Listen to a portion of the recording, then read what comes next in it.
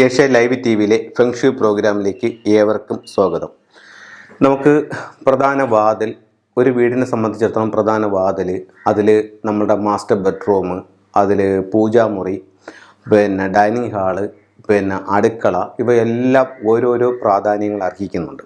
അപ്പോൾ ഇതിനെല്ലാം നമ്മൾ അതിൻ്റേതായിട്ടുള്ള ഒരു അടുക്കും ചിട്ടയോടും കൂടി ഒരു വീട്ടിൽ എവിടെയാണ് ഈ റൂമുകൾ വരേണ്ടത്, ആ റൂമിൽ ഇത് ഏതൊക്കെ സാധനങ്ങൾ എവിടെയൊക്കെ എങ്ങനെയാണ് അടുക്കും ചിട്ടയുമായിട്ട് അല്ലെങ്കിൽ വാസ്തുപരമായിട്ട് നമുക്ക് വെക്കേണ്ടത് എന്നുള്ളത് ഓരോ റൂമിനും, ഓരോ ലിവിങ് റൂമിനുണ്ട്, പൂജാമുറിക്കുണ്ട്, ബെഡ്റൂമിനുണ്ട്, അടുക്കളയ്ക്കുണ്ട്, എല്ലാ ഭാഗങ്ങൾക്കും ഉണ്ട്. അപ്പോൾ ഒരു അടുക്കള നമുക്ക് എങ്ങനെ വാസ്തുപ്രകാരം ക്രമീകരിക്കാം, അതിൽ വാസ്തുപ്രകാരം അടുക്കള എവിടെയൊക്കെ വരാം, അതിനകത്ത് സ്റ്റൗ എവിടെ, സിങ്ക് എവിടെ, അതിൽ നമുക്ക് ആഹാരങ്ങൾ നമുക്ക് പാചകം ചെയ്ത് ഏത് ഭാഗത്ത് വയ്ക്കാം, ഫ്രിഡ്ജ് എവിടെ വരണം, അപ്പോൾ എന്തൊക്കെ കാര്യങ്ങൾ അടുക്കളയ്ക്കകത്ത് വന്നുകൂടാ എന്നുള്ള കാര്യങ്ങളാണ് ഇന്ന് നിങ്ങളുമായിട്ട് ഷെയർ ചെയ്യുന്നത്. നമുക്ക് ജസ്റ്റ് ഒരു ചെറിയൊരു പ്ലാനിലേക്ക് പോവാം. ഇത് ഒന്നുമല്ല, ഒരു കിച്ചൺ മാത്രമാണ് അതിനകത്ത് ഉൾക്കൊള്ളിച്ചിരിക്കുന്നത്. അപ്പം കിച്ചണിനടുത്ത് ഉൾക്കൊള്ളിക്കുമ്പോഴത്തേക്ക് ഇന്ന് ഒരുപാട് പേര് എന്നെ വിളിച്ച് ചോദിക്കുന്നുണ്ട്. അപ്പം നമുക്ക് പല പ്രോഗ്രാമിൽ നമുക്ക് കാണാൻ പറ്റും, അല്ലെങ്കിൽ നമുക്കിന്ന് വാസ്തുവിലും പലരും പറയുന്നുണ്ട്, അടുക്കളയ്ക്ക് 3 സ്ഥാനങ്ങൾ പറയുന്നുണ്ട്. അഗ്നികോണ്, വായുകോണ്, ഈശാനകോണ്, അങ്ങനെ 3 ദിക്കുകൾ പറയുന്നുണ്ട്. അപ്പം എൻ്റെ ഒരു അനുഭവത്തിലും ഞാൻ പഠിച്ചതിലും വടക്ക് കിഴക്ക് ഭാഗത്ത് അടുക്കള നല്ല ഫലങ്ങൾ തരുന്നില്ല എന്നുള്ളതാണ് മനസ്സിലാക്കാനായിട്ട് സാധിച്ചിട്ടുള്ളത്. പക്ഷേ അത് ഒത്തിരി പേര് തർക്കിക്കുന്നുണ്ട്. വടക്ക് കിഴക്ക് ഭാഗം ഈശാനകോണാണ്, പണ്ട് കാലം മുതലേ അവിടെ അടുക്കള പണിയുന്നുണ്ട്, അടുക്കളയ്ക്ക് അവിടെ ഉത്തമമായിട്ടുള്ള സ്ഥലമാണെന്ന് പറയുന്നുണ്ട്. ഓക്കെ, പക്ഷേ നിങ്ങൾ ശ്രദ്ധിച്ച് നോക്കിക്കോളൂ, വടക്ക് കിഴക്ക് അടുക്കളയുള്ള വീട്ടിനേക്കാൾ കൂടുതൽ നേട്ടങ്ങൾ തെക്ക് കിഴക്ക് അടുക്കളയുള്ള വീടുകളിൽ കാണുന്നുണ്ട്. അപ്പം നമുക്ക് ഓരോ ദിക്കിനും ഓരോ പേരുണ്ട്. തെക്ക് പടിഞ്ഞാറ് എന്ന് പറയുന്നത് കന്നിമൂലയാണ്, വടക്ക് പടിഞ്ഞാറ് വായുകോണാണ്, വടക്ക് കിഴക്ക് ഈശാനകോണാണ്, തെക്ക് കിഴക്ക് അഗ്നികോണാണ്. അപ്പോൾ വടക്ക് കിഴക്ക് ഈശാനകോണാണ്. അപ്പോൾ അവിടെ വാസ്തുപുരുഷൻ്റെ ശിരസ്സും ശിവൻ്റെ സങ്കല്പവും ഉള്ള സ്ഥലമാണ് വടക്ക് കിഴക്ക് ഭാഗം എന്ന് പറയുന്നത്. അത് നമ്മുടെ വാസ്തുപ്രകാരം മീനം രാശിയാണ്. അപ്പോൾ അവിടെ ജലം, അവിടെ കിണറിൻ്റെ സ്ഥാനമാണ്.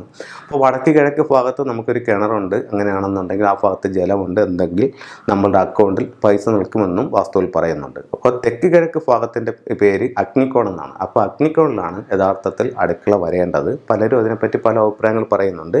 എന്തായാലും ഓരോരുത്തരുടെ ജീവിതത്തിലെ അനുഭവങ്ങൾ വെച്ച് അത് മനസ്സിലാക്കുക.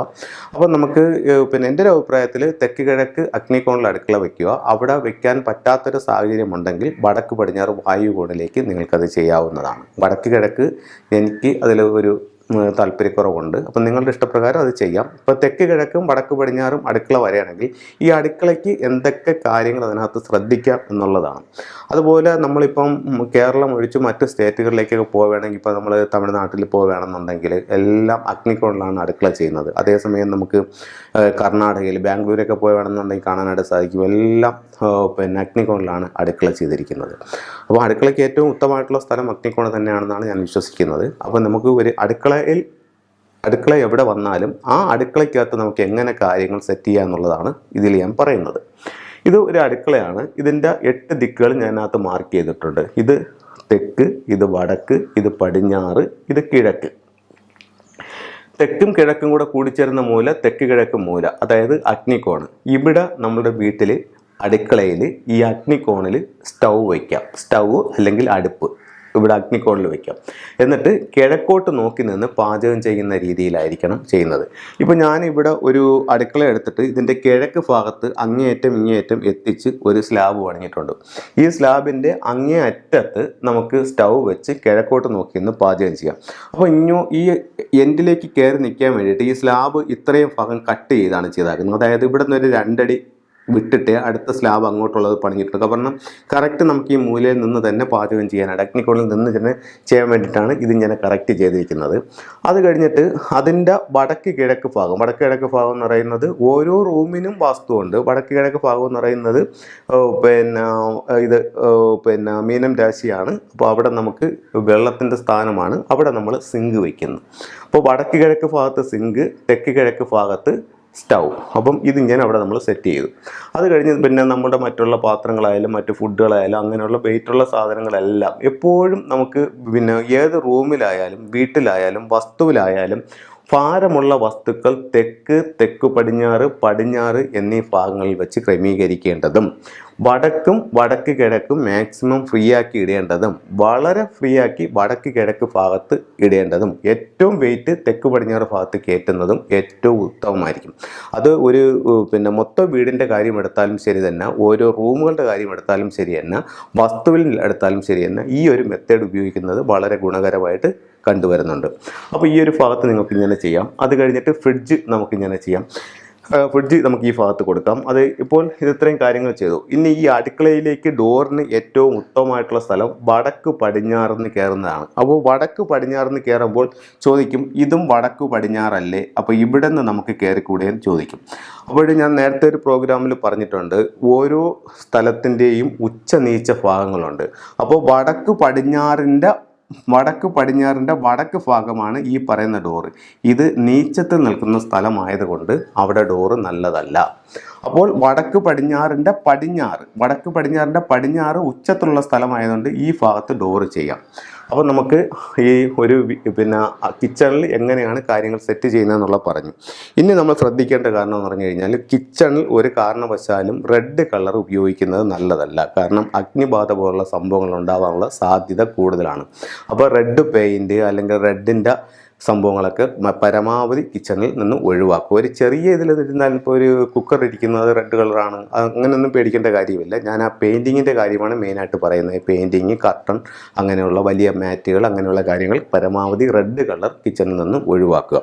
അടുത്തത് നമ്മൾ കിച്ചണിൽ ശ്രദ്ധിക്കേണ്ട മറ്റൊരു കാര്യം എന്ന് പറഞ്ഞാൽ, പലരും മെഡിസിൻ, അപ്പോൾ നമുക്ക് കഴിക്കാനുള്ള മെഡിസിൻസ് എല്ലാം കൊണ്ടുവന്ന് കിച്ചണിൽ വെക്കുന്ന ഒരിതുണ്ട്. അപ്പോൾ ഫുങ്ഷുവൽ പറയുന്നുണ്ട്, അപ്പോൾ കിച്ചണിൽ മെഡിസിൻ വെക്കുകയാണെന്നുണ്ടെങ്കിൽ നമ്മൾ ഭക്ഷണം കഴിക്കുന്ന കണക്ക് ഉള്ള കാലം മൊത്തവും മരുന്ന് കഴിക്കേണ്ട ഒരു അവസ്ഥ ഉണ്ടാകും.